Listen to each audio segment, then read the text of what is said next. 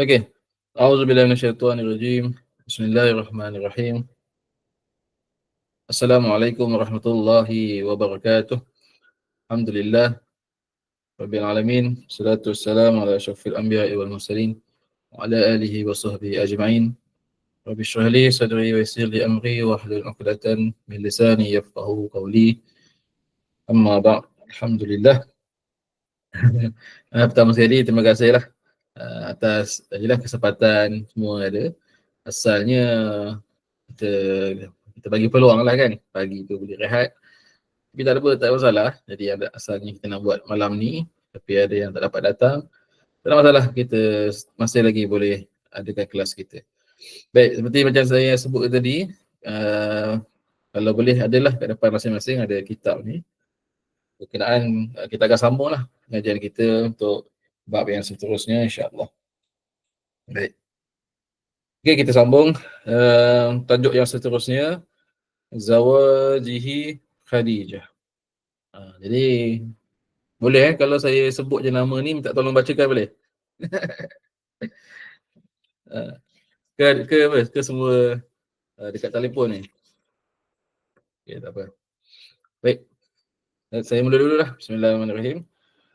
Qala al-musannif rahimahullah ta'ala wa nafa'ana bi ulumihi fid dharain amin.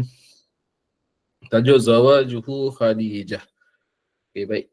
Jadi sambungan kepada kita kata perbincangan perbahasan kita yang minggu lepas, berakhir pada usia Nabi SAW 25 tahun.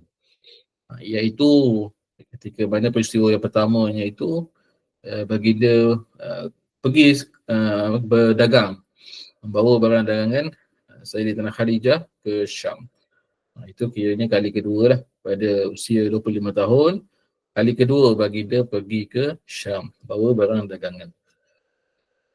Dan minggu lepas juga kita sebut tentang bagaimana Sayyidatina Khadijah yang tertarik pada awalnya kepada sikap akhlak yang ditunjukkan oleh Nabi SAW itu, dan akhirnya apabila beliau memberikan tugasan ataupun amanah untuk baginda bawa berniaga atau jualkan barang-barang dia di Syam, beliau semakin serius lah, semakin tertarik dengan baginda SAW. Jadi pengetahuan ataupun maklumat lebih lanjut berkenaan dengan kita kata kepribadian baginda itu disampaikan oleh pembantu Khadijah itu sendiri yang bernama Maisarah. Itu kita tengok sambungan dia, dan akhirnya kita kata membawa kepada perkahwinan lah mereka berdua. Khadijah akhirnya berkahwin. Baik. Falamma qadama Makkah wa ra'at Khadijah qabhaha al-azim sirrat min al-amin alaihi salatu wassalam wa arsalat ilaihi tahtibahu li nafsiha. Okey. Jadi kat sini sebut apabila Rasulullah dan kita kafilah yang dibawa oleh baginda itu pulang ke Makkah, maka Khadijah mendapati golongan ataupun kafilah tersebut membawa satu keuntungan yang sangat banyak. Lalu beliau pun berasa gembira, surrat minal amin. Baginda rasa gembira, rasa seronok lah kan, rasa takjub, rasa macam oh masya-Allah kan, bawa pulangan yang sangat banyak. Jadi beliau pun rasa kagum lah dengan Nabi Muhammad. Jadi sebab itu dipendekkan cerita dalam kitab ini, Sayyidatina Khadijah sendiri pergi meminang baginda sallallahu alaihi wasallam. Jadi wa arsalat ilaihi takhtibuhu li nafsiha. Maksudnya Sayyidatina Khadijah kita kata menghantar wakil, menghantar kita kata merisik lah kan, untuk diri dia sendiri. Jadi biasanya kita kata kita maklum lah kan, kalau biasanya kalau orang perempuan ni dia segan, dia malu kan. Tapi jadi dalam hal ini tidak heran lah sebab Sayyidatina Khadijah itu kita kata pernah berkahwin, dan beliau pun kita kata tak silap saya, nanti kita akan tengok kiranya 2-3 perkahwinan sebelum ni, dan kita kata tak ada masalah lah. Beliau tak seganlah untuk kita kata istilahnya apa, meminanglah baginda untuk diri dia sendiri. Tapi hari ini biasa lelaki lah kan, biasanya lelaki yang akan meminang perempuan untuk dikahwini. Baik. Wa kanat sinnuha nahu al-arba'in wa hiya min awsati Quraisy hasaban wa awsa'ahum malan. Jadi ketika itu usia Sayyidah Khadijah adalah 40 tahun. Jadi 40 tahun dengan 25 tahun. Jadi mungkin orang akan persoalkan, kan, ni macam tak sekufu je kan. Usianya berbeza. Jadi walaupun pada dari segi usianya berbeza, itu bukanlah satu-satunya kriteria sekufu. Ada banyak lagi aspek-aspek lain yang kita boleh lihat sebagai sekufu kan. Jadi yang mana kedua-duanya kita maklum Sayyidina ataupun Nabi SAW itu dan Sayyidina Khadijah, kedua-duanya berasal dari keluarga-keluarga yang bangsawan, keluarga yang ternama lah. Jadi tak ada timbul isu berkaitan dengan kufu dari sudut nasab kan. Dan juga kalau dilihat mungkin barangkali dari sudut kita kata Rasulullah itu tak punya harta, dan Sayyidina Khadijah ada harta yang banyak. Mungkin kita kata ada yang beranggapan mana boleh gitu kan. Tapi sebenarnya kita kena faham itu adalah sebahagian daripada khususiat. Kalau kita ingat apa yang kita belajar dulu 2 minggu lepas berkenaan dengan karya-karya sirah tu kan, ada satu kategori berkaitan dengan khasa'is. Jadi khasa'is itu adalah hanya khusus untuk Nabi SAW. Jadi kalau kita, kalau lelaki-lelaki yang ada kat depan saya ni, kalau kita kata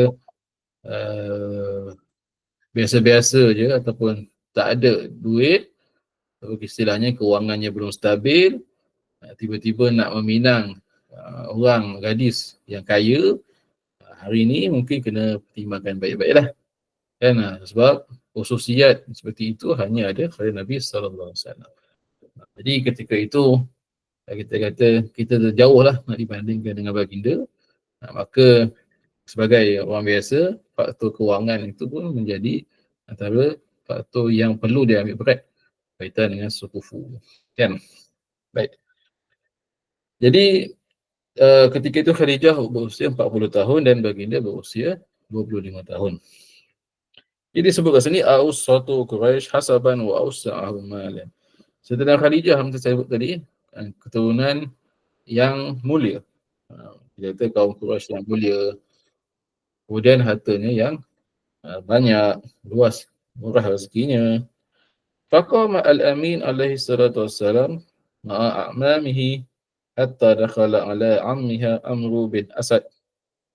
Jadi bila Sayyidina Khadijah dah memulakan langkah, beliau pergi menghantar utusan bertemu dengan bapa-bapa saudara Nabi SAW, beritahu hasratnya untuk meminang Nabi Muhammad untuk diri dia sendiri. Jadi keluarga Nabi SAW itu menyambut baiklah. Kiranya keluarga Nabi itu diwakili oleh bapa-bapa saudara baginda Abu Talib, Hamzah, Al-Abbas. Itu semua adalah bapa-bapa saudara baginda. Di ketika itu mereka menyambut baiklah peminangan yang diberikan oleh Khadijah. Jadi setelah itu rombongan ataupun Rasulullah bersama bapa saudara baginda pergilah membalas pinangan tersebut, bertemu dengan keluarga Khadijah. Jadi Khadijah pun sudah tak ada ibu bapa, maka wali kepada saudara Khadijah itu adalah bapa saudaranya yang bernama Amru bin Asad. Ingatlah, Amru bin Al-Asad. Jadi dengan kata lain, Khadijah binti Khuwailid bin Asad. Ini kira bapa saudara lah. Asad tu datuk beliau. Fakhatabaha minhu biwasitati ammihi Abi Talib. Lalu berlakulah ataupun baginda ataupun kita kata berlakulah peminangan tersebut. Kemudian yang kita kata melalui perantaraan daripada bapa saudara baginda Abu Talib. Akhirnya perkahwinan itu berlangsung di antara dua pihak. Abu Talib mewakili keluarga Nabi, Amru bin Asad mewakili keluarga Sayyidina Khadijah. Maka fazawwijuha ammuha. Lalu Amru bin Asad, bapa saudara pada Khadijah, pun menikahkan mereka berdua. Okay. Jadi kita boleh nampaklah bagaimana kita kata macam kita sebutkan sebelum ni di awal, bagaimana masyarakat jahiliah ketika itu tidaklah sepenuhnya menggambarkan realiti keadaan bangsa Arab di Mekah. Sebab kita maklum juga ada sebahagian golongan yang masih berpegangan ataupun mengamalkan ajaran Hanif, kan, agama Hanif. Dan mereka ini tidak menyembah berhala. Dan macam kita bincangkan juga dalam keluarga, dalam nasab Nabi SAW itu, keluarga baginda itu tidak pernah terlibat dengan kesyirikan menyembah berhala. Jadi begitu jugalah dengan keluarga Khadijah. Jadi kita kata kedua-duanya nasab yang suci, nasab yang mulia, tiada sebarang kita kata kesyirikan lah, kan. Yang kita pula anggap zaman jahiliah itu semuanya menyembah berhala. Itu kita kena ingat. Baik. وقد خطب أبو طالب في هذا اليوم فقال الحمد لله الذي جعلنا من ذرية إبراهيم ورزع إسماعيل وضئضئ معد وعنصر مضر وجعلنا حضنة بيته وسواس هرمه وجعله لنا بيتا محجوجا وهرما آمنا وجعلنا حكام الناس. Okay, jadi kat sini lepas habis majlis tu biasanya kita dengar khutbah nikah. Kan? Kalau tu semua lihat majlis pernikahan, biasanya akan ada imam ataupun Tok Kadi tu yang menikahkan tu akan membacakan khutbah nikah. Jadi dalam peristiwa pernikahan baginda dan Sayyidina Khadijah ini pun, siapa yang memberikan khutbah nikah itu? Iaitu Abu Talib. Okay. Jadi Abu Talib kata apa? Segala puji bagi Allah yang menjadikan kami semua ini daripada zuriat keturunan Nabi Ibrahim. Dan kemudian keturunan Nabi Ismail. Kemudian keturunan Ma'din Mudar. Jadi maksudnya Abu Talib kita memujilah keturunan Bani Hashim, keturunan Bani Hashim inilah kan berasal daripada keturunan Nabi Ismail. Okey, kemudian waja'alna hidnatan baitihi. Jadi kita kata kita kata segala puji bagi Allah Taala yang menjadikan rumah Baitullah itu, Kaabah itulah kan. Baitihi itu rumah Kaabah ataupun kita kata rumah Allah di Baitullah, di Kaabah itu. Maksudnya Kaabah itu menjadi simbol kepada kita kata simbol keagamaan lah kan. Bukan saja orang yang menyembah berhala, kita yang masih berpegang agama Hanif, mereka masih lagi beriman bahawa Kaabah itu adalah Baitullah yang dibina oleh Nabi Ibrahim dan Nabi Ismail. Okey. Lepas dia kata wa ja'alahu lana baitan mahjujan. Kemudian menjadikan Kaabah itu sebagai rumah yang dikunjungi oleh para jemaah haji. Jemaah haji datang kan. Dan berkenaan dengan jemaah haji ini pula kita kena ingat jemaah haji pada zaman jahiliah itu tidaklah seperti zaman Islam. Jadi mereka datang mengerjakan haji kerana itu adalah warisan daripada ibadah zaman Nabi Ibrahim dan Nabi Ismail. Tapi disebabkan fatrah atau tempoh Nabi itu jauh, jadi telah berlaku banyak perubahan, tetapi mereka menjadikan haji itu sebagai ritual, ritual tradisi sahaja. Jadi masih lagi diamalkan, cuma syariat Islamnya belum diturunkan lagi. Waharaman aminan, dan sebagai tanah haram yang aman. Kita ingat balik kembali kepada surah At-Tin kan. A'udzubillahi minasyaitonir rajim. Wat-tini waz-zaitun wa turi sinin wa hadzal baladil amin. Jadi para mufassir mengatakan hadzal baladil amin itu adalah merujuk kepada kota Mekah. Baik. Waja'alna hukaman nas. Jadi Abu Talib ni memuji-mujilah kaumnya kan. Bani Hashim itu, Bani Hashim, Quraisy itu adalah golongan-golongan pemimpin umat ataupun bangsa Arab ketika itu. Jadi maksudnya bukanlah kita kata calang-calang kan. Jadi kita kata Abu Talib pun ambil kesempatanlah untuk memuji-muji kata keturunan Bani Hashim itu, yang mana Rasulullah pun sebahagian daripada keturunan Bani Hashim itu. Thumma inna ibn akhi haza Muhammad bin Abdullah la yuzanu bihi rajulun syarafan nublan wa fadlan. Dia Abu Talib ni lepas puji Allah, kemudian Abu Talib memuji pula anak saudara beliau yang dikasihi itu, dan dia kata, inilah dia anak saudara saya Muhammad bin Abdullah yang tiada tara, tidak ada bandingan dalam kalangan golongan lelaki ketika itu, baik dari sudut kemuliaannya, yang baik dari sudut ke, dia kata, kebangsawanannya kan, budi pekertinya, di situ. Sebab itulah digelar Al-Amin. Tumma wa in kana fi mal qul. Jadi Abu Talib di sebalik beliau memuji kan, kata berkenaan dengan keturunan beliau, keturunan baginda, sikap dan akhlak baginda yang mulia. Jadi beliau kita kata menambah sedikit, dia kata sungguh pun begitu, dari sudut harta beliau ini kurang. Qul. Kenapa? Kerana kita kata kita pun maklum Abu Talib ni bukanlah seorang yang kaya raya, tapi cukuplah sekadar kita kata mencukupi kehidupannya. Tetapi dalam masa yang sama, di sudut kita kata noble ataupun keturunannya sangatlah keturunan yang mulia. Cuma mereka tidak bermewah-mewahan. Okay. Dan satu juga di sini kita dapat lihat bahawa dalam kalangan bangsa Arab itu mereka sangat memuliakan ataupun kita kata istilahnya mengangkat kemuliaan kaum itu ataupun menjadikan kaum itu sebagai satu lambang kemuliaan diri lah. Itu disebut sebagai asabiyah. Jadi kaum Arab ni memiliki sikap asabiyah yang agak tinggi, yang tinggi. Maksudnya mereka berbangga-bangga dengan kaum-kaum suku kan. Daripada Bani apa, jadi mereka itu bangga. Jadi hatta apabila Islam datang sekalipun, Islam tidaklah melarang asabiyah itu, tapi asabiyah yang membawa kepada kebaikan.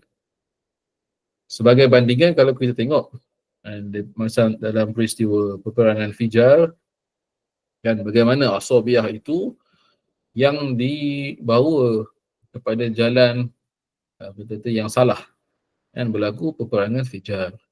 Dan asabiyah yang buruk, asabiyatun qabihah, dan asabiyah yang buruk, yang tak elok, membawa kepada banyak kemudaratan.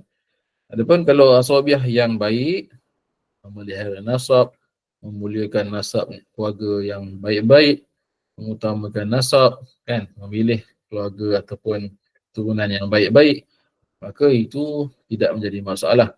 Hatta dalam maqasid syariah pun dia mementingkan salah satunya adalah nasab kan, sebahagian daripada kita kata elemen-elemen yang perlu dijaga dalam maqasid itu adalah nasab, hifzun nasab kan. Baik. Fa'inal mal zalla zailan. Ini Abu Talib kata apa? Kenapa baginda tidak hidup mewah-mewah? Kerana harta itu adalah satu zalla zailan. Dari segi umpama bayang-bayang yang hilang. Jadi kita kata bayang-bayang ni kan pada waktu siang je ada kan. Jadi bila dah gelap tak ada bayang-bayang. Dia umpamakan seperti itu. Wa amrun hailun. Harta benda itu adalah benda yang berubah-ubah. Sekejap banyak, sekejap kecil, sekejap sikit. Wa ariyatun mustaraddah. Dan harta itu adalah barang yang dipinjam dan perlu dipulangkan kembali.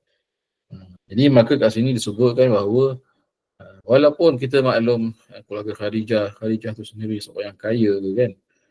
Jadi Abu Talib mewakili keluarga baginda dalam keadaan keluarga mereka itu serba kekurangan sederhana kan, tidaklah hartawan dan kaya dan sebagainya. Abu Talib seolah-olah macam memberikan, kita kata, satu apa istilahnya, satu realiti keadaan sebenar lah, dan bahawa sebenarnya harta benda itu tidaklah kekal, harta benda itu tidaklah menjamin kebahagiaan. Barangkali mungkin kita kata istilahnya Abu Talib cuba untuk mengelakkan sebarang, kita kata, tomahan yang dikenakan kepada baginda kerana kerana baginda tidaklah kaya raya seperti Sayyidatina Khadijah. Jadi mungkin kita boleh kita kata istilahnya, andai kata kalau kita kata dari sudut lah, atau kalau kita biasa-biasa, orang biasa ni pun saya tengok harta banyak ke tak banyak lah kan. Jadi kalau yang jenisan kahwin awal tu, masing-masing akan cubalah, kalau yang lelaki ni akan cuba nak bodek bakal pak mentua kan, supaya bagi murah lah sikit antara tu kan. Jadi kita kata tak adalah jadi masalah asalkan masing-masing bersetuju, masing-masing redha kan.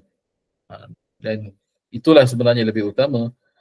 Kalau masing-masing nak bagi sekufu dari sudut harta bendanya, kali tak kahwin-kahwin lah kan lelaki ni kan. Perempuan pun tak ada suami lah kalau betul lah nak dikejarkan harta itu.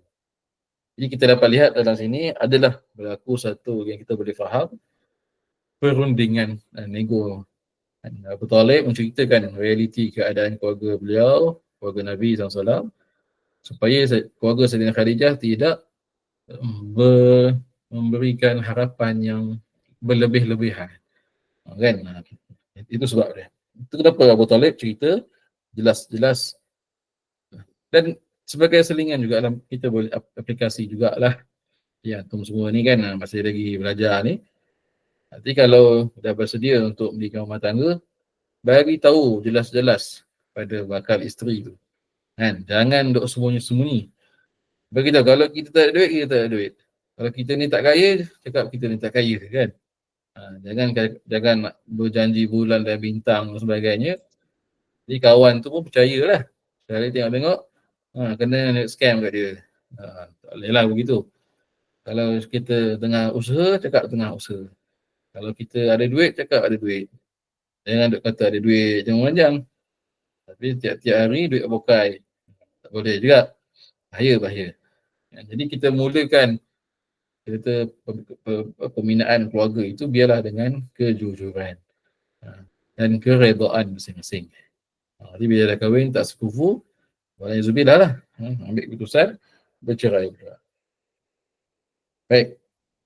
Jadi Abu Talib tambah lagi, wahwa wallahu ba'da an haza lahu naba'an azim wa khataral jalil wa qad khataba ilaikum raghbatan fi karimatikum Khadijah wa qad bazala laha minas sadaq kaza wa ala dhalika tambul amr.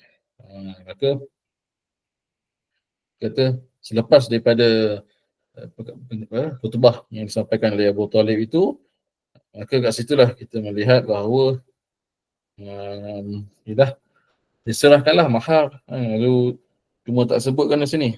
Dalam nota kaki saya disebutkan as-sadaq daripada berlaku akad nikah itu, maka mas kahwin yang diberikan oleh keluarga Rasulullah kepada keluarga Khadijah atau kepada Khadijah adalah, kat sini nota kaki saya ditulis asdaqaha Rasulullah sallallahu alaihi wasallam ifnata asyrata uqiyah wa nisfan minaz zahab wal uqiyah arba'una dirhaman syar'iyyan.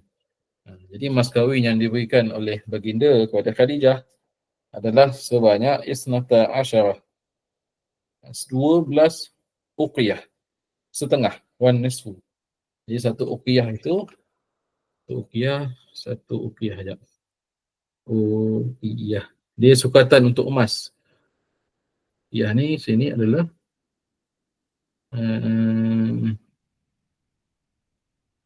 ya, kedar Uqiyah Rasul Nabi 40 dirham.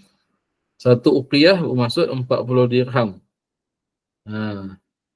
Jadi dia kata ni 12 Uqiyah, 12 kali 40. Ha, 12 kali 40 berapa? 12 kali 40. 480 Ustaz. Okey. 180 dirham. Dirham ni min zahaban. Min zahaban. Maksudnya dirham emas lah. Kan? Maksudnya sukatan itu bersamaan dengan 480 dirham emas. Ataupun sukatan itu 480 lah. Dirham. Sebab sini dia kata satu uqiyah bersamaan dengan 40 dirham. Okey. Dirham. Dirham ni adalah dirham. Okey. Ini duit ketika itulah kan, duit dirham. Lepas tu kemudian barulah muncul dinar. Kan zaman sebelum Islam dia memakai dirham. Dinar itu muncul kemudian. Pada zaman Sayyidina Umar barulah ada duit dinar daripada emas. Pure emas lah. Jadi boleh kita katakan juga 480 sukatan ni lah, 480 uqiyah itu samaan dengan 480 dirham. Kalau ditukar kepada emas, kita dapatlah berapa dinar tu. Satu dinar sama dengan berapa dirham kan. Itu sukatan matematik lah. Kan, jadi kita adalah bermaksud sodak kan. As-sadaqu itu adalah mahar. Ini yang wajib sebenarnya. Kan. Jadi kita kata mahar itu adalah pemberian wajib kepada pasukan perkahwinan ataupun mas kahwin berbanding dengan hantaran. Hari ini kita ada hantaran. Dulu tak ada hantaran, dulu hanya mas kahwin atau musadaq. Wa ala dhalika tammul amr. Maka lepas keluarga baginda menyerahkan mahar itu, maka selesailah, sahlah perkahwinan mereka berdua. Ini baginda dan Khadijah sudah disatukan dan menjadi suami isteri. Okey. Kemudian sambung sikit disebut di sini. Wa qad kanat mutazawwijah qablahu bi Abi Halah tufiya anha. Jadi sebelum ini Khadijah pernah berkahwin dengan seorang lelaki yang bernama Abi Halah. Tapi Abi Halah ni meninggal dunia sebelum itu. Walahu minha waladun ismahu Halah wa huwa Habibul Mustafa sallallahu alaihi wasallam. Jadi perkahwinan Sayyidina Khadijah sama Abi Halah itu memiliki seorang anak, ada namanya Halah. Halah itu adalah kita kata anak tiri lah, anak tiri kepada baginda sallallahu alaihi wasallam. Halah. Okey. Baik. Kemudian kita pergi kepada tajuk yang kedua. Jadi kita ingat perkahwinan pertama Khadijah bersama dengan Abi Halah. Jadi kita kata perkahwinan baginda sallallahu alaihi wasallam dengan Khadijah itu adalah perkahwinan yang kedua bagi Khadijah. Ada juga pandangan yang lain. Tadi saya ada perkahwinan yang sebelum tu lagi, ada dua perkahwinan. Jadi Syekh Khudari memilih pandangan seorang saja Khadijah pernah berkahwin dan suaminya itu meninggal, maka ketika itu Khadijah kata berhasrat untuk berkahwin sekali lagi. Baik. Itu peristiwa penting yang berlaku ketika baginda SAW berusia 25 tahun. Kalau boleh catatkan, kalau boleh buat nota timeline yang macam saya buat di bawah putih tu, perkahwinan baginda dengan Sayyidah Khadijah pada usia 25 tahun. Baik. Yang kedua, tajuknya Bina'ul Bait. Okey. Bina'ul Bait. Ni kalau saya minta bacakan boleh ke? Siapa yang on ni? Minta tolong bacakan boleh? Siapa yang volunteer? Saya nak panggil kan, takut tak menjawab pula. Sila. Ada yang sudi? Is. Mana Is? Boleh Ustaz. Okey, siapa tu? Boleh. Ni Saadah. Boleh. Siapa Is? Is tu siapa? Mana Is? Is Hafi. Okey. Baik. Mana Is? Mari sini, bunyikan suara sikit.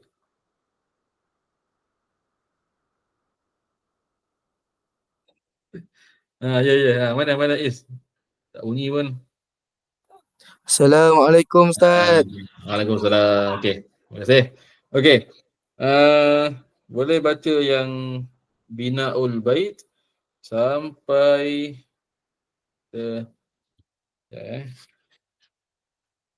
sampai Kaabah. Ada jumpa tak?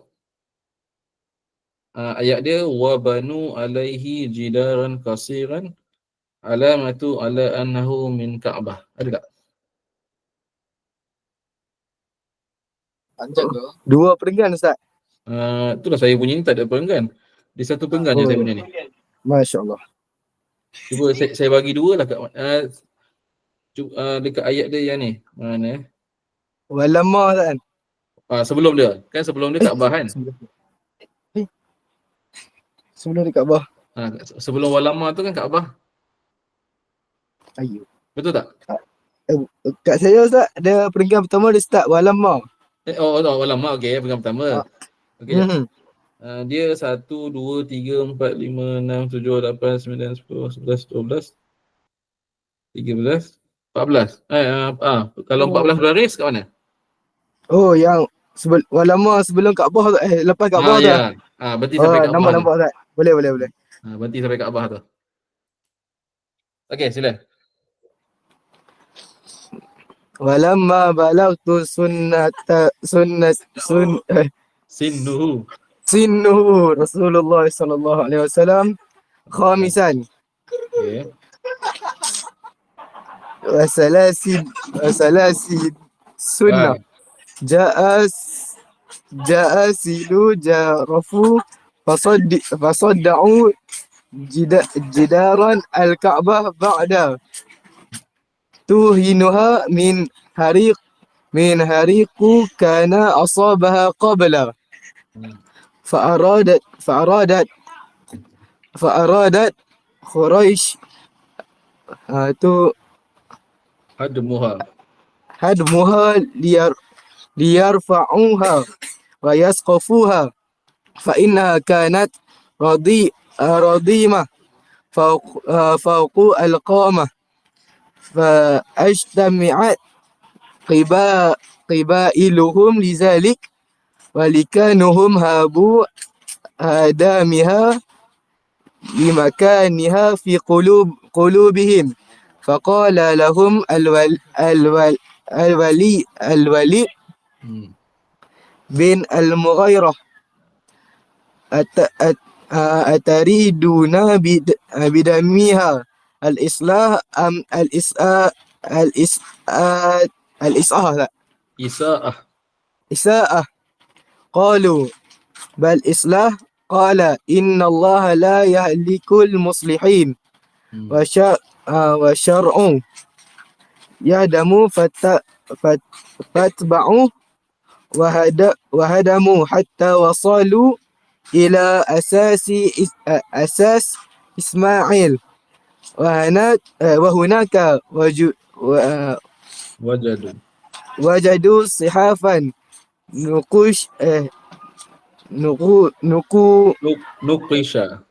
nuqisha fiha kasira minal hikam ala ada man yad'u asas bana al-shahir liyakuna tazkiratan lil mata akharin bi'amalil mutaqaddamin. Ustaz. Kat saya satu perenggan tu tak? Satu perenggan satu perenggan. Okey, tak apa. Oh, saya punya dia gabungkan sekali. Okey, terima kasih. Beres. Ustaz, IC boleh tak? Ha? IC. Okey, tak apa, tunggu je lagi. Okey, saya terangkan dulu Okey, baik. Jadi siapa? Okey. Okey, baik. Baik. Jadi peristiwa yang seterusnya berlaku ketika Rasulullah SAW berusia 35 tahun. Jadinya 10 tahun selepas Rasulullah berkahwin. Jadi 25, 30. Jadi kita boleh simpulkan 25 tahun tu kiranya waktu belia lah kan. Waktu belia 25 tahun. Jadi kita hari ni pun biasaanya orang kahwin umur 25. Biasanya 20-an kan, masa untuk membina keluarga. Jadi dalam sirah Nabi ni, dalam kisah hidup Nabi ni, Nabi masuk je umur 35 tahun, baginda telah terlibat dengan satu, kita kata, apa panggil istilah? Kita kata membantu ataupun terlibat dalam kita kata masalah, menyelesaikan masalah yang berlaku di sekitar ataupun berkaitan dengan masyarakat Mekah itu. Jadi kebiasaannya orang yang nak bergiat dalam aktivis sosial, istilah je. Nabi pun terlibat dengan aktivis sebagai penggiat ataupun pembantu masyarakat Mekah ketika itu, bermula pada usia 35 tahun. Kan? Jadi kat situ disebutkan di sini bahawa ketika itu pada usia Nabi 35 tahun berlaku Sailun Jarif. Ja'a Sailun Jarif, iaitu banjir besar. Sailu banjir. Jadi Kaabah pernah dilanda banjir, Mekah pernah dilanda banjir. Hatta hari ni pun kita kata banyaklah berlaku kan. Ada peristiwa-peristiwa kali tu hujan lebat, Kaabah banjir kan. Jadi hari ni mungkin dah moden sikit dah kan, ada sistem longkang ni apa tu, mungkin pada zaman baginda itu barangkali mungkin tak ada lah semua tu kan. Jarang-jarang sekali hujan habis banjir, tenggelam Kaabah itu. Dan kalau kita nak berita hari ni pun, kalau antum semua search di Google, gurun Sahara di Afrika itu dah banjir. Dan hujan turun di gurun padang pasir itu, di padang pasir Sahara itu, di Afrika, jadi lopak-lopak air, jadi kolam banyak. Dan kesan daripada hujan di padang pasir. Itu jarang-jarang sekali lah berlaku kan. Baik. Jadi apa yang berlaku bila banjir besar itu? Wasadda'a jidrani Ka'bah. Maka runtuhlah dinding Kaabah itu, roboh, runtuh. Ba'da tauhinuha minal harik. Selepas dibina semula, ataupun kita kata Kaabah itu dibina selepas sebelum itu dilanda kebakaran. Mengalami kebakaran.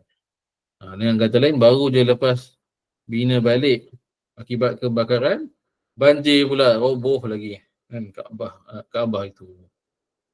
Okey. Fa'aradat Quraisy hadmuha liyarfa'uha wa yasqafuha. Jadi masyarakat Quraisy ketika itu berbincang-bincang lah. Kita nak macam mana nak selesaikan ni, Kaabah dah runtuh ni. Jadi mereka pun berbincang-bincang mengambil keputusan untuk merobohkan sisa-sisa yang dah runtuh tu untuk membina kembali. Wa yasqafuha. Yasqafu tu kita kata membuat bumbung. Jadi boleh jadi Kaabah ketika itu tengah-tengah dia kosong. Kan? Jadi ketika zaman ini, waktu zaman usia Nabi 35 tahun, jadi mereka mencadangkan untuk meletak bumbung pada Kaabah itu. Dan hari ini kalau kita tengok Kaabah tu kan, dia dah tutup kan. Tutup. Lepas tu ada pancuk air kan. Kalau tengok gambar Kaabah itu, maka itu kita kata usul daripada kaum Quraisy ketika itulah kan. Fa'innaha kanat radimah fawqal qamah. Dan ketika itu pula binaan Kaabah itu dia bukanlah daripada tanah, tapi dia daripada batu. Jadi dengan kata lain, bila banjir itu batu tu jatuh, habis runtuhlah semua. Jadi dia tak boleh nak tampung balik dengan tanah liat ataupun sebab dia bina guna batu. Fajtama'at qabailuha lizalik.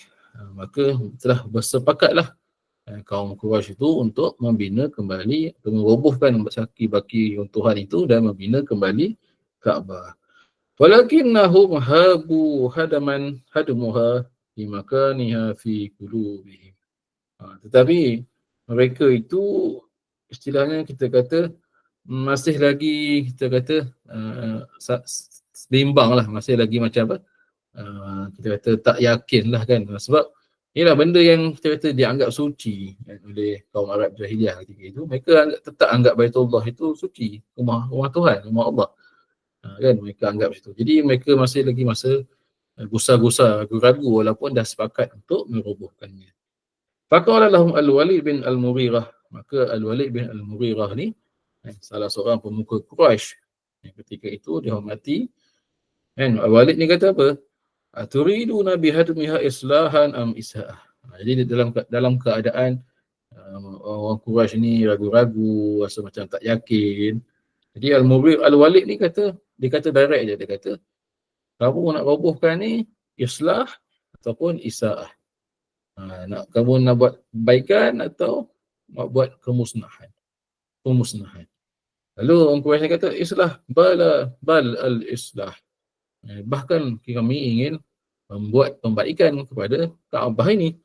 Qala, jadi Al-Walid berkata, Inna Allah la yuhlikal muslihin. Allah Ta'ala itu tidak membinasakan orang yang buat muslih. Buat baiklah.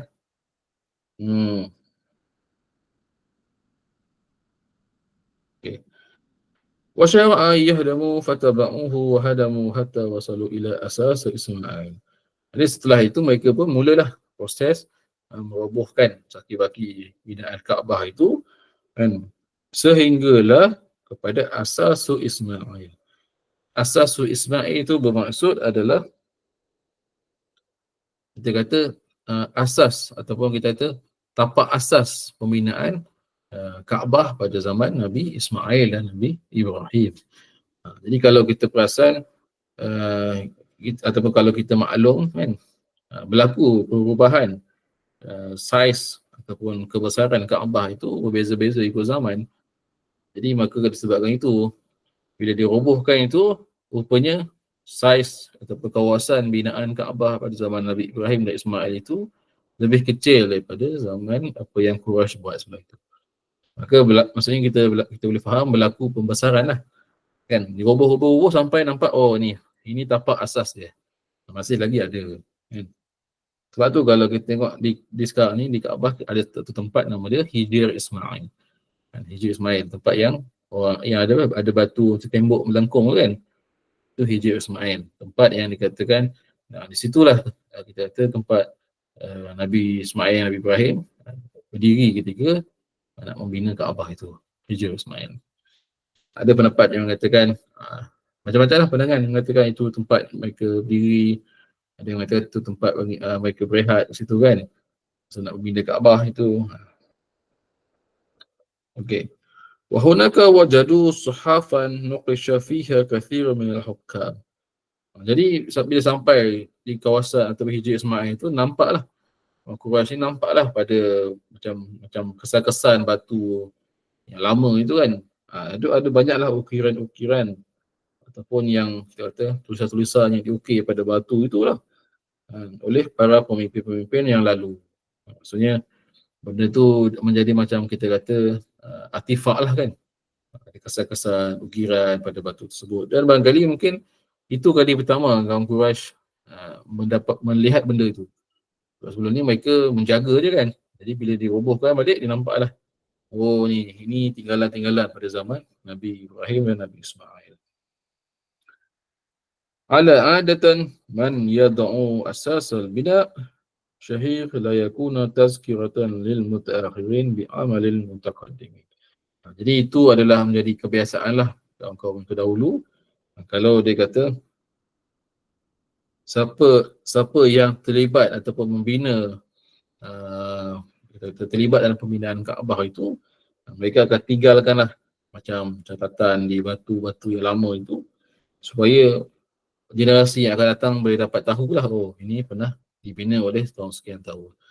ada macam catatan artifak lah di situ kan.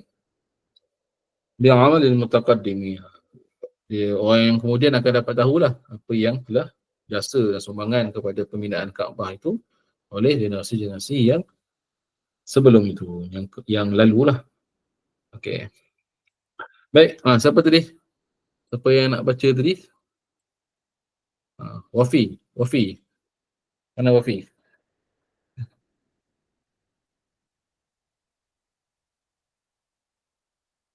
Ha.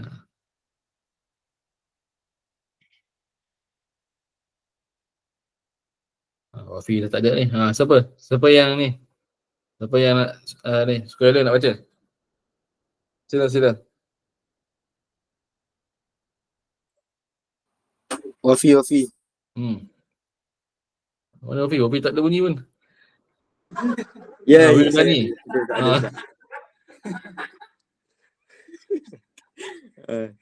Okey, sila. Wafi, lepas tu Wirdani pula. Ya. Okay, sila Wafi. Start daripada summa ibtada'u sampai ke Dia. Okey. dia penggan yang tu kat mana? Kalau yang start Yang daripada sampai mana habis penggan? Kaabah. Kaabah, okey, sila. Okey. Bismillah.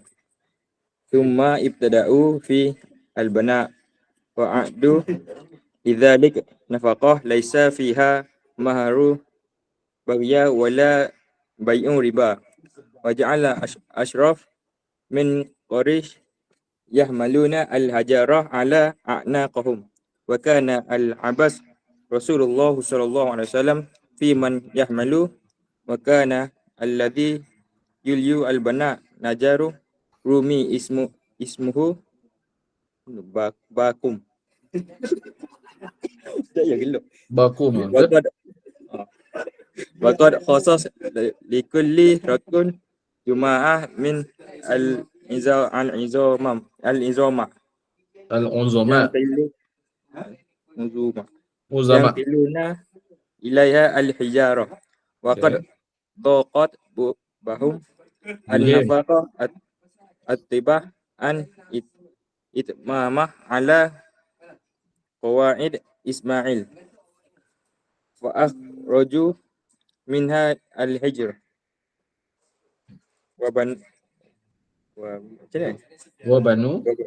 banu alaiha jadaran qasiran alamah ala annahu minal Ka'bah. Okey. Baik, terima kasih.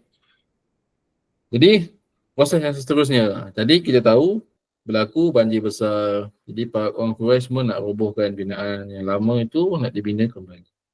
Jadi maka bermulalah projek pembinaan semula Kaabah. Jadi disebutkan dalam nota kaki saya ni, ada 5 kali, mungkin sebagai catatan lah, Kaabah ini pernah musnah ataupun roboh dan dibina semula sebanyak 5 kali. Kat sini. Yang pertama ketika dibina oleh Nabi Syith bin Adam. Nabi Syith bin Adam ni anak kepada Nabi Adam. Jadi dengan kata lain, Kaabah itu telah dibina sejak zaman Nabi Adam lagi. Ini untuk menurut pandangan ni lah, pandangan penulis ni. Binaan pertama kali dibina oleh Nabi Syith bin Adam. Syith. Kalau ni Shin Yata, Syith bin Adam. Kemudian kali kedua dibina semula oleh Nabi Ibrahim. Ni kiranya Nabi Syith bina yang pertama, kemudian diikuti oleh Nabi Ibrahim dan Nabi Ismail. Binaan kali kedua. Kemudian kali yang ketiga dibina oleh Quraisy. Yang sekarang kita baca ni. Ni yang binaan yang ketiga. Kemudian yang keempat dibina oleh ataupun pada zaman Abdullah bin Al-Zubair. Itu pada zaman Bani Umayyah. Dan yang terakhir dibina ataupun dibina semula pada zaman Khalifah Abu Ja'far Al-Mansur daripada kerajaan Bani Abbasiyah. Jadi yang kata lain, 5 kalilah Kaabah itu roboh dan dibina semula. Walaupun hari ini tak tahulah, ini yang masih lagi yang kelima ataupun sudah banyak kali berlaku pembinaan semula kan. Wallahualam. Okey, baik. Jadi kemudian dia kata mulalah projek pembinaan Kaabah itu. Dia kata apa kata kaum Quraisy itu bersepakat untuk membina Kaabah. Dia kata lizalik nafaqatun laisa fiha mahrun bariin wala bai'ur riba. Syarat orang Quraisy sebab dia tahu kesucian Baitullah itu, sesiapa yang nak menyumbang kepada projek pembinaan Kaabah ini mestilah harta duit yang disumbangkan itu bukanlah daripada sumber yang bariun. Bariun ni sumber yang zalim lah. Macam merampas, mencuri, merompak kan. Tak boleh. Kalau daripada harta-harta yang seperti itu, janganlah bagi. Dia orang takut kena bala lah. Dia menjagalah kesucian Kaabah itu. Dan kemudian harta itu bukanlah datang daripada keuntungan riba. Jadi jual beli riba tu dia tak boleh guna untuk bina Kaabah. Jadi duit tu modal ataupun kita kata sumbangan itu mestilah sumbangan yang sah, sumbangan yang kita kata datang daripada sumber yang baiklah. Macam tu. Waja'ala al-ashraf min Quraisy yahmaluna hijaratan ala a'naqihim. Jadi kita kata pemimpin-pemimpin Quraisy itu masing-masing membawa batu bata itu dengan kita kata a'naqihim, maksudnya masing-masing mengangkatlah. Seorang sikit kan, susun balik. Akhirnya batu itu dah ada, dipecahkan, kemudian diambil, disusun kan batu itu. Itu kita kata lambang kehormatan lah, setiap kaum memiliki peluang untuk menyumbang untuk pembinaan Kaabah itu. Wa kana al-Abbas wa Rasulullah sallallahu alaihi wasallam fi man yahmal. Termasuklah al-Abbas Rasulullah Nabi dan baginda sendiri pun turut mengangkat batu-batu tersebut. Wa kana alladhi yali bina Najar Rumi ismuhu ya bakum. Maksudnya dalam masa yang sama, selain daripada kita kata batu-batu disusun itu, turut juga kita kata disertai ataupun dibantu oleh seorang tukang kayu, Najjar. Najjar ni tukang kayu lah. Yang Najjar Rumi, yang berasal daripada Rom lah. Maksudnya memerlukan kepakaran luar juga. Jadi orang Arab ni diperlukan kita kata pakar daripada Rom ni, ukiran-ukiran tu dia jemput lah untuk bantu sama, nama dia Bakum. Ada setengah kata ya qaum, dia kata ya au ya qul, macam-macam lah. Itu nama orang Rom lah kan, yang disebut oleh bunyi bangsa di situ. Waqad khassasa likulli ruknin jama'atan minal uzama'i yanqiluna ilaihi jar. Jadi proses pembinaannya itu dibahagikan.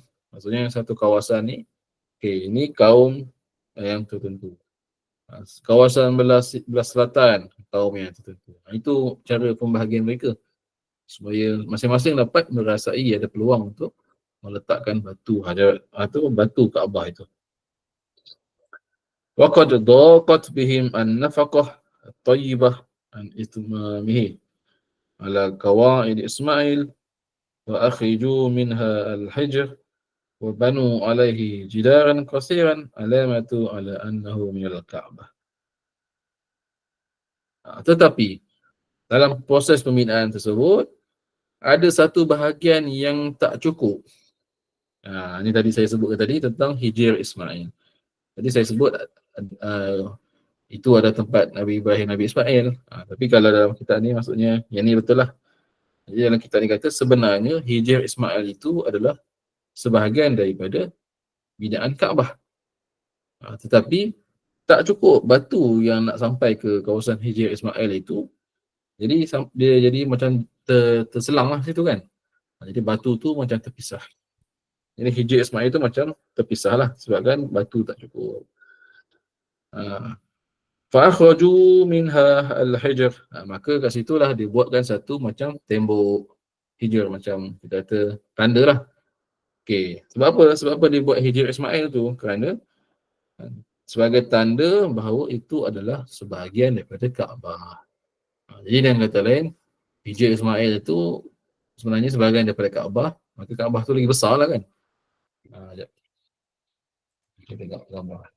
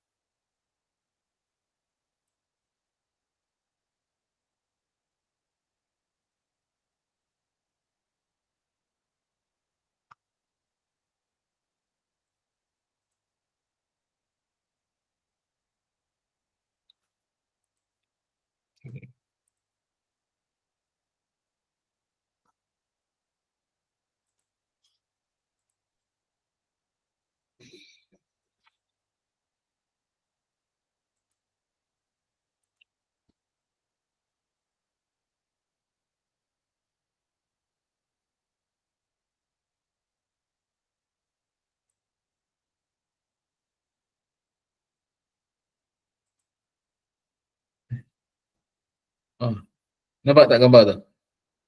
Nampak pula dia keluar.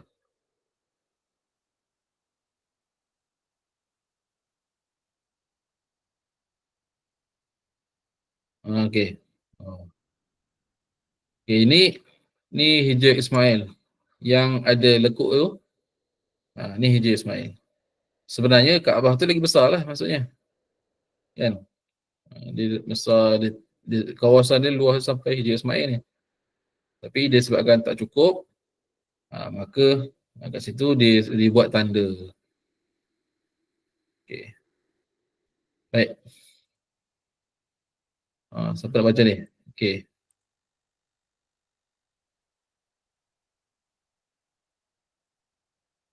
Okey. Ni Wirdani pula. Sila. Kita dengar yang Raja Bambang pula. Mana? Boleh Ustaz. Boleh. Walamma Kejap. tama Sampai penggal mana ya kalau dalam kitab tu? sampai Ma'mun.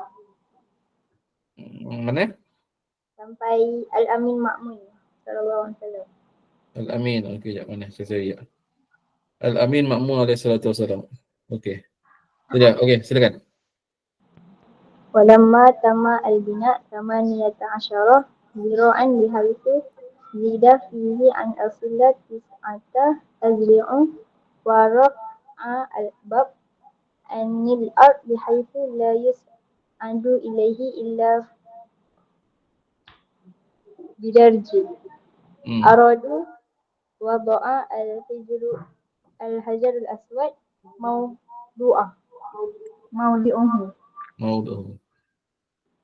واختلف أشرافهم في من يبعه وتنافسوا في ذلك حتى كانت تشب بينهم نار الحرب ودام بينهم هذا الخصم أربعة ليالي وكان أسن رجل في قريش إذ ذاك أبو أمية بن مغيرة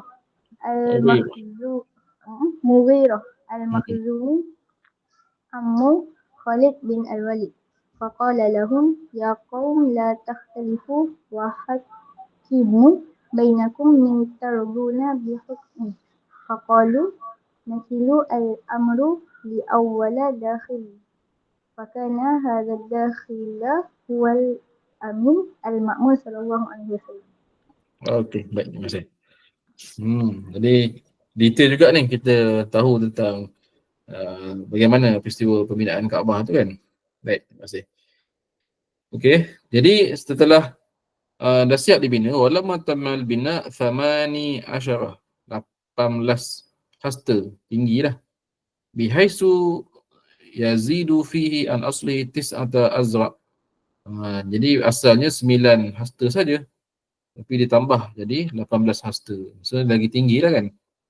Wa rafa'al babu anil ardin bihaisu la yus'adu ilaiha illa bidarjin. Kemudian diletakkan satu pintu yang jauh sedikit, yang tinggi sedikit lah pintu dia daripada tanah, kerana mengelakkan supaya orang tak mudah masuk lah, melainkan kena masuk guna tangga. Illa bidarjin, darjin tu tangga. Jadi kita boleh bayangkan pintu Kaabah itu dia tinggi sedikit daripada tanah. Dia tinggi sedikit supaya orang tak boleh masuk lah suka hati kan, mesti kena ada tangga dia.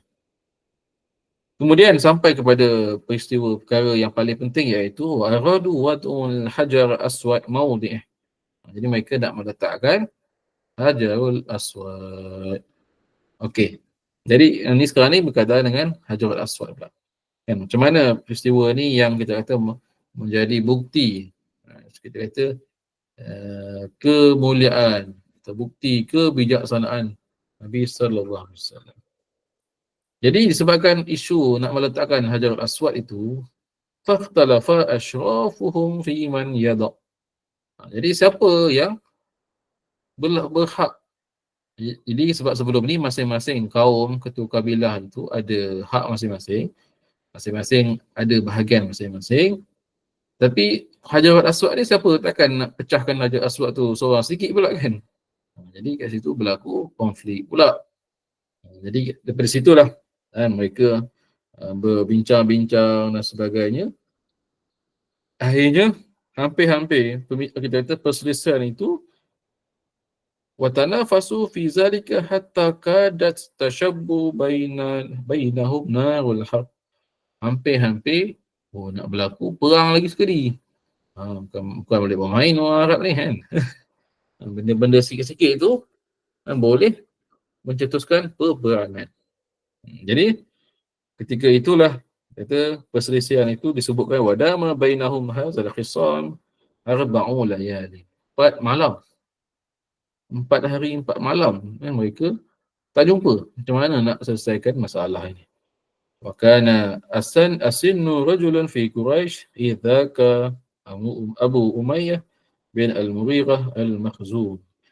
Jadi ketika itu muncullah jadi orang Quraisy ni duk berbincang-bincang, muncullah seorang tua ni, Pak Syekh ni lah.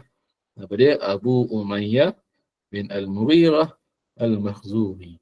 Siapa Abu Umayyah itu? Abu Umayyah adalah pak cik kepada Khalid bin Al-Walid bin Abu Umayyah. Jadi apa yang Abu Umayyah ni kata? Ya qaum, la takhtalifu wa hakkamu bainakum man tarawdana bi hukmih.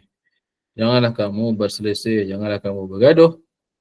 Kamu pilihlah sesiapa sahaja yang kamu semua redai, yang kamu semua setujui untuk meletakkan hajarul aswad. Faqalu. Jadi akhirnya mereka sepakat. Jadi orang Arab ni mudah untuk bergaduh, mudah untuk berbaik semula. Kan, macam tu lah orang Arab. Kan? Kata, nakilul amru li awwali dakhil. Jadi dah senang-senang cerita. Kita bagilah siapa yang mula-mula masuk ke dalam Masjidil Haram ini ataupun ke Baitullah ni ataupun ke kawasan masjid ini, kita lantik dia. Kita wakilkan dia untuk meletakkan Hajarul Aswad. Ya, itu. Fakana hadza dakhil huwa al-Amin Ma'mun alaihi salatu wassalam. Maka takdir Allah Taala, itulah dia. Siapa yang masuk? Nabi sallallahu alaihi wasallam yang mula-mula masuk ke dalam masjid. Jadi kat situlah hikmahnya. Akhirnya Nabi SAW diwakili ataupun diwakilkan oleh kaum Quraisy untuk meletakkan Hajarul Aswad. Okey. Jadi siapa ni? Ati pula mana? Okey, wadian ni lah. Okey, Ati, mana Ati? Silakan. Ramai ni nak volunteer. Sila. Okey, sekarang Ati. Lepas tu Nisrin. Kita tengok sampai habis sampai mana. Mana ada Atinya? Saya sakit tekak sikit. Oh Allah. Okey, tak apa. Okey, sikit. Boleh ke tu? Saya tak boleh sihat. Okey, tak apa. Baik. Nisrin. Nisrin pula. Silakan.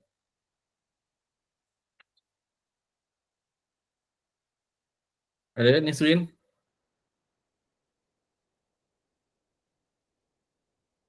Ada Ustaz.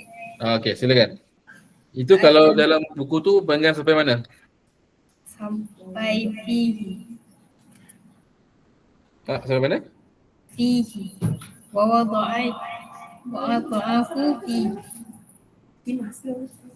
Oh, okey, wada fihi. Okey. Baik, silakan.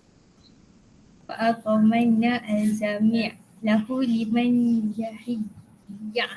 yahadu lahu fiha min amana wa siddiq al-hadis wa qalu haza al-amin radinahu haza Muhammad li'annahum kanu yatahakamuna ilaiha iz kana la yudari wa la yumari falamma akhbaruhu al-khabir Basata. basata Rida'uhu.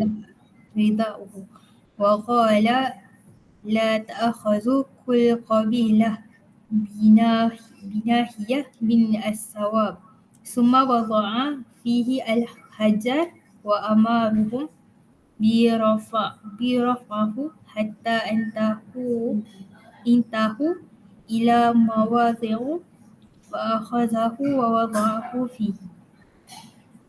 Okey, baik. Terima kasih. Okey. Jadi apa yang berlaku ketika itu adalah Rasulullah masuk ke masjid itu. Jadi orang Quraisy semua sepakat, okey, kita pilihlah Muhammad ini untuk mewakili kita. Fatma'annal jami' lahu lama ahidahu lahu kanu yatahakamuna ilaihi fihi min al-amanah wa sidqil hadis. Jadi semua tak ada isu lah. Tak ada isu apabila masing-masing bersetuju untuk memilih Nabi Muhammad SAW. Kenapa? Kerana bagi dia terkenal dengan sifat amanahnya, jujurnya, bercakap jujur kan. Lalu apa yang Quraisy kata? Hazal amin radinahu. Masya-Allah. Orang Quraisy kata, ini dia Al-Amin dah datang. Kami setuju dengan dia. Hadza Muhammadun li'annahum kanu yatahakamun ilaihi idza kana la yudari wa la yumari. Inilah dia Muhammad yang mana kalau ada apa masalah mereka akan istilahnya menyelesaikanlah, akan kita kata baginda SAW itu menjadi penyelesai kepada masalah mereka itu. Idza kana la yudari wa la yumari. Kalau ada apa-apa perkara yang mereka tidak dapat selesaikan. Jadi memang kita boleh kata Rasulullah itu dikenali lah oleh semua seluruh penduduk Mekah itu kan. Kita kata sebelum jadi Rasul lagi kemuliaannya semua diakui, kebaikannya. Jadi tak ada masalah. Orang Mekah tak ada masalah dengan baginda kan. Falamma akhbiruhu khabar basata rida'u. Jadi orang Quraisy pun pergilah jumpa dengan Nabi. Wahai Muhammad, ceritalah kami ni ada masalah nak selesaikan ni. Jadi apa yang Nabi buat? Nabi spontan. Nabi bentangkan selendang baginda. Rida itu selendang. Ini biasa orang Arab pakai lah kan, dekat bahu kan. Kadang-kadang dia ikat dekat seban, dia ikat kat bahu kan. Jadi selendang itu dibentangkan, biasa orang akan buat untuk solat lah kan. Dibentangkan, masing-masing ketua kabilah kan, dipanggil untuk setiap seorang pegang hujung kain tersebut. Dia kata sini. Wa qala la ta'khuza kullu qabilatin binahiyati min ath-thawb. Nabi kata setiap ketua kabilah mesti pegang setiap penjuru kepada kain tersebut. Thumma wada'a fihi al-hajar. Lalu guna usunglah. Diusung batu itu sampai ke dekat dengan kawasan Hajar Aswad itu. Baginda pun ambillah dengan tangan yang mulia, letakkan Hajar Aswad itu pada tempatnya. Wa amarahum bi raf'ihi hatta intahu ila mawdi'i fa akhazahu wa wada'a fi. Diangkatlah, diusung kan. Masing-masing usung ramai sampai dekat penjuru Hajar Aswad tu. Nabi pun letaklah batu itu ke tempat asal dia. Okey. Yang terakhir, okay, siapa lepas tu? Khadijah. Masya-Allah. Sila Khadijah. Daripada awal nak baca tu. Siapa? Mana Khadijah? Silakan. Jadi saya set. Okey, sila. Kalau dalam buku tu sampai mana? Wawadah fihi yang perenggan yang Okey, yang dia bermula pada hakaza kan? Hakaza. pengajian jihad Okey, lepas tu sampai sampai jami'uhum. jami'uhum. Mana jami'uhum? Okey, wa yurda jami'uhum. Okey, kalau buku tu pendek-pendek penggan dia. Okey. Silakan. وهكذا انتهت هذه المشكلة التي كثيرا ما يكون أمثالها سببا في انتشار هروبا هائلة بين العرب لولا أن من الله عليهم معاكلة مثل أبي أمية يرشدهم إلى خير وحكيم مثل رسول الله صلى الله عليه وسلم يقضي بينهم بما يرضي جميعهم. Okey, baik. Terima Okey, jadi begitulah berakhirnya isu ini, permasalahan ini, yang mana kalau sekiranya berlarutan akan menyebabkan berlakunya peperangan. Jadi mungkin barangkali boleh jadi peperangan Fijar yang kedua lah. Kan? Okey, jadi itulah dah. Selesai juga masalah ini. Laula seandainya Allah Ta'ala tidak yamunnullah alaihim bi'aqil. Kiranya Allah tidak kita mengilhamkan, menggerakkan hati Umayyah bin Al-Mughirah itu, Abu Umayyah bin Al-Mughirah itu, maka barangkali mungkin isu ini tak selesai. Jadi kat situ kita boleh nampak ada kalanya buah fikiran orang tua-tua ni diperlukan pada masa-masa kesulitan. Jadi ada kalanya pemikiran atau percadangan golongan senior ini mungkin tak sesuai, tapi ada kalanya sesuai. Jadi biasanya orang yang bijaksana, yang kita kata banyak pengalaman ni, dia adalah pendapat-pendapat dia yang kita kena ambil kira kan. Dia orang tu memanglah walaupun yang mengatakan mereka lebih banyak makan garam daripada kita, tapi ada kalanya betul lah memang dia orang makan garam banyak daripada kita lah. Kan, tu dah macam-macam, ada kucing manis, ada apa.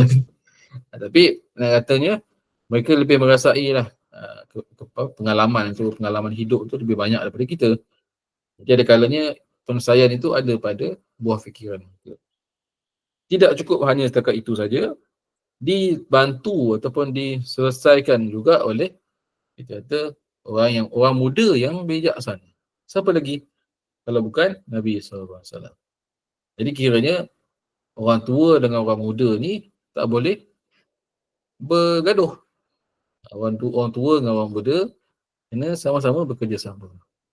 Jadi biarlah orang tua itu, dia kata hamasatul syabab, kita tak perlu lupa dah. Maksudnya pengalaman kita kata orang tua itu mesti digandingkan dengan semangat orang-orang muda. Kan? Kata begitulah yang berlaku. Jadi sebab tu di situ dekat kat sini. Laula wa hakimu mislu Rasulullah SAW, dan orang yang muda yang bijaksana itu, jadi maka tak selesailah kalau tak ada dua orang itu. Yaqdi bainahum bima yurda jami'. Maka semua setuju, semua sepakat, semua tak ada masalah. Kan? Okey, baik. Mungkin yang terakhir, pengarang yang terakhir kot. Okey, siapa lagi? Okey, Saadah. Okey, Ati tak apa, tak ada masalah. Okey, Saadah, sila baca. Mana Saadah? Ni saya open lah volunteer. Okey, silakan. Oh, batuk lah. Berapa lagi dah batuk dah. Okey, sila. ولا يستغرب من قريش تنافسهم هذا لأن البيت قبلة العرب وكعبتهم التي يحجون إليها فكل عمل فيه عظيم به الفخر والسيادة وهو أول بيت وضع للعبادة بشهادة القرآن الكريم. قال تعالى في سورة آل عمران إن أول بيت وضع للناس للذي ببكة مباركا وهدى للعالمين فيه آية بينات مقام إبراهيم وما دخله كان آمنا. Okey. Oh, tu sampai situ ya? Ada lagi satu perenggan. Okey, habiskan lah.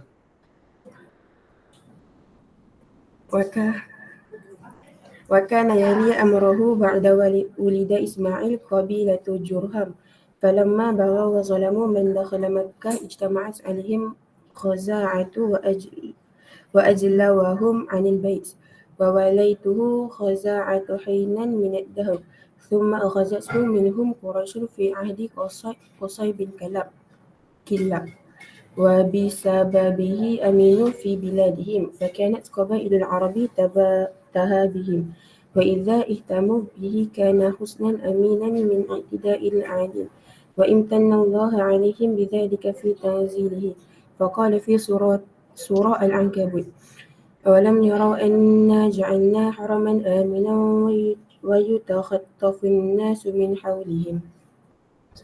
Okey, baik. Terima kasih.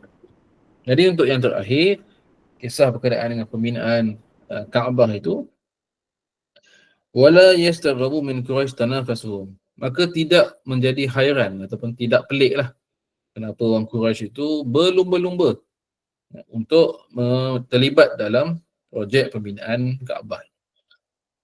Inilah masing-masing ada nama kan. Kita yang bukan orang Quraisy ni pun ada event yang besar-besar berlumba-lumba nak letak poster kan, gambar besar-besar kan, tunjukkan kita ni ada buat kerja kat situ. Macam tu lah orang Quraisy ketika itu. Sebab mereka tahu, dia kata li'annal bait qiblatul Arab, kerana satu-satunya menjadi tanda, mercu tanda kaum Arab itu adalah Kaabah. Kalau kita tahu, kalau sebagai bandingan, kaum Yahudi apa dia? Di Baitul Maqdis. Di apa kita kata, orang sebut sebagai Haikal Sulaiman kan, Solomon Temple. Di Baitul Maqdis tu adalah mercu tanda bagi kaum Yahudi, Bani Israel. Kalau kaum Arab, Baitullah, Kaabah itulah kan. Wa ka'batuhum allati yahjuna ilaiha, maka ketika itu ramailah orang datang haji. Haji tu dia kata dia bukan haji yang macam syariat kita. Haji itu pada istilah datang beramai-ramai, berkampung situ dan melakukan tawaf. Itu pada ketika itu syariatnya. Faqulu amalin fihi azimu bihi fakhrun wa siyadah. Urusan yang berkaitan dengan Kaabah itu kita kata dia mulia lah, sangat mulia, melambangkan kemuliaan, kemegahan. Wa awwalu baitin wudi'a lil ibadah, itulah dia tempat ataupun rumah ibadat yang pertama dibina. Sebagaimana yang dijelaskan, disebutkan dalam Al-Quran dalam surah Al-Imran. Maksudnya sesungguhnya rumah yang pertama dibina bagi manusia yang memiliki keberkatan dan menjadi petunjuk kepada seluruh alam. Padanya itu ada tanda-tanda yang jelas, iaitu pada Maqam Ibrahim. Jadi siapa yang masuk ke situ maka dia aman. Jadi sebab tu digelar wahazal baladil amin dalam surah At-Tin, dan juga menjadi dia kata tanah haram, tanah haram yang haram berlakunya pertumpahan darah. Jadi kalau kita ingat perang Fijar itu berlaku sebab apa? Kerana cubaan atau berlaku pencabulan, kita kata pencerobohan kesucian Baitullah itulah. Maka orang Quraisy ni bertindak untuk melindungi Kaabah. Wa kana yali amruhu ba'da, jadi cerita dia maksudnya dari Kaabah itu dibina bermula daripada Nabi Ibrahim dan Ismail. Kemudian selepas wafatnya Nabi Ismail, Kaabah itu dijaga oleh ataupun dijaga oleh kabilah Jurhum. Ingat kabilah Jurhum ni kabilah yang datang kepada tempat Nabi Ismail. Kaabah itu berlaku percampuran. Falamma barau wa zalamu fazalamu man dakhala Makkah ijtama alaihim khuza'ah. Jadi apabila kabilah Jurhum ini melakukan kezaliman, kecurangan, maka berlakulah rampasan kuasa ataupun kita kata pergantian kepimpinan Mekah itu diambil alih oleh Wak Khuza'ah. Wa ajaluhum anil bait. Mereka meneruskanlah kepimpinan ataupun pengurusan di Kaabah Baitullah. Selepas Khuza'ah wa walituhu Khuza'ah hainan minaddah. Jadi sempatlah beberapa tahun lah. Lamalah Khuza'ah pegang kepimpinan di Mekah. Jadi kemudian tak lama selepas itu, bila dah lama sangat, berlakulah peralihan kuasa daripada Khuza'ah kepada Quraisy, iaitu pada zaman Qusay bin Kilab.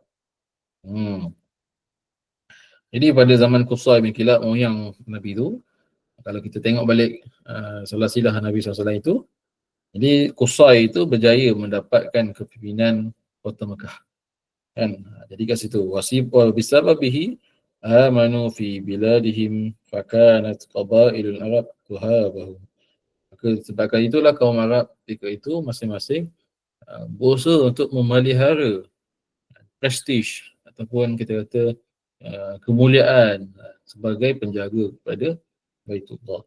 Sampailah hari ini kan, kaum Arab masih lagi pegang kesucian. Atas sekarang ni dijaga oleh kerajaan Arab Saudi. Okey. Wa iza tamahu bihi kana hasnan aminan minal i'tida'ul 'adi. Selain daripada Kaabah itu membawa kemuliaan, keagungan, Kaabah ini juga menjadi tempat perlindungan. Kerana sesiapa yang melakukan serangan, mereka tidak boleh menceroboh kawasan Kaabah, kawasan Masjidil Haram ini, tak boleh. Sebab itulah Kaabah ini menjadi tempat berlindung. Dia kata sini, husnan aminan, tempat berlindung yang selamat. Wa amtanna Allah alaihi bizalika, ini disebut sendiri oleh Allah Taala dalam Al-Quran, surah Al-Ankabut, yang maksudnya, tidakkah kamu melihat bahawa kami menjadikan Kaabah itu sebagai haram, maksudnya haram daripada segala kezaliman dan aman, yang menjadi tempat berlindung kepada manusia di sekeliling mereka. Jadi yang kata lain, kaum Arab Quraisy yang ada di sekeliling Kaabah itu mendapat keamanan selain daripada kemuliaannya. Kalau anda kata Mekah itu diserang, terus mereka akan berlindung di kawasan Kaabah. Jadi mereka akan dilindungi. Kenapa? Kerana seluruh kaum Arab ketika itu menganggap bahawa kawasan Kaabah itu tidak boleh berlaku sebarang pembunuhan, kekejaman. Jadi terselamatlah. Okey.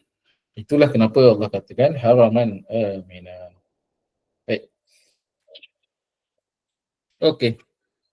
Jadi saya rasa untuk setakat itu sajalah untuk kelas kita minggu ini. Kita dah cover bermula dengan perkahwinan baginda dengan Saidatina Khadijah, kemudian dengan pembinaan Kaabah. Pembinaan Kaabah ni banyak sikit lah cerita dia.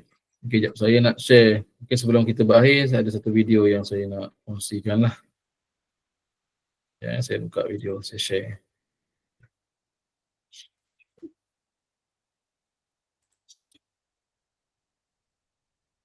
Okay, jadi kat sini ada berapa orang? 23 orang. Okey, sebelum tu saya nak tanya, kelas esok bila yang tak ada kelas, saya ingat nak datang nak bagi kedatangan untuk sign. Ada waktu ke? Sebelum pukul 2, Ustaz.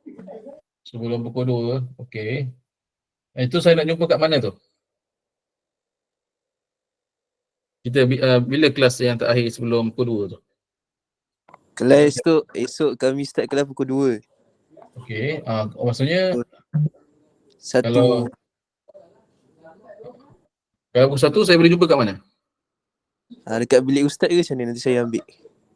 Oh, okey. Maksudnya nak ambil tu nak pas kat dia orang. Nanti saya ambil.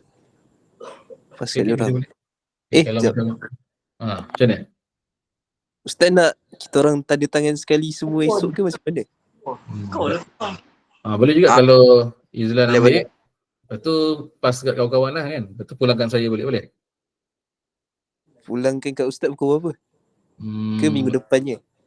Baru minggu pulang kat depan Ustaz. tak boleh. Saya kena pegang tu. Kalau lepas kelas datang jumpa saya boleh? Lepas kelas. Esok kalau dalam pukul 3 macam tu Ustaz free tak? Pukul 3. Oh. Ke Ustaz dah balik? Saya pukul 4 baru habis kelas. Boleh? Sana. Sekejap Ustaz. Okey, sudah.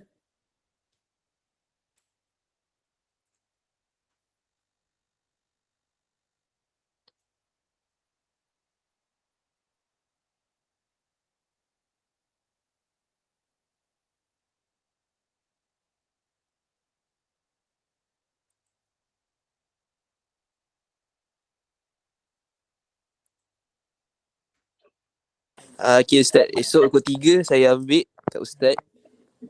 Okey. Okay, lepas tu dah siap nanti saya hantar balik kat Ustaz. Okey, pukul 3 Okey, kalau gitu pukul 3? Oh, kira kelas 1 jam lah esok. Esok kelas 2-3. Lepas tu rehat 3. 3 sampai 4. Lepas tu 4-6 sambung balik. Okey. Rehat 3-4? 3 sampai 4. Okey. Kalau sebelum pergi kelas berikutnya pukul 4 boleh datang? Boleh. Kelas tu? Boleh. Nanti saya hantar kat Ustaz. Okey, jadi nanti datang dekat ni lah. H02. Blok H. H02. H02, ya betul. Ada kelas di situ. Okey Ustaz. Nanti WhatsApp lah esok. Alright. Okay, baik. Sekejap saya nak tunjuk video ni. Tak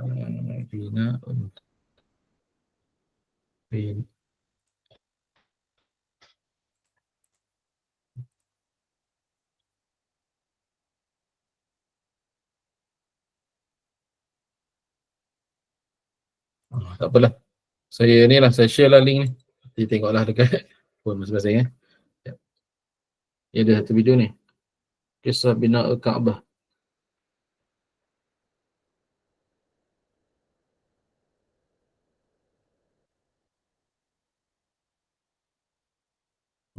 Okay. Ini insyaAllah kita selesai di sini lah. 27.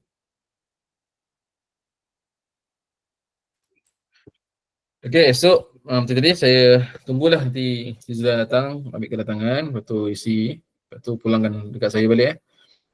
Baik. Okay, berkenaan dengan tugasan, kalau ada apa-apa pertanyaan boleh bagi tahu lah dekat dalam grup. Jadi kita boleh start lah, mula sikit tugasan tu. Ada apa-apa soalan boleh tanya saja. Okay, saya wassalamualaikum warahmatullahi wabarakatuh. Assalamualaikum warahmatullahi wabarakatuh. Waalaikumsalam.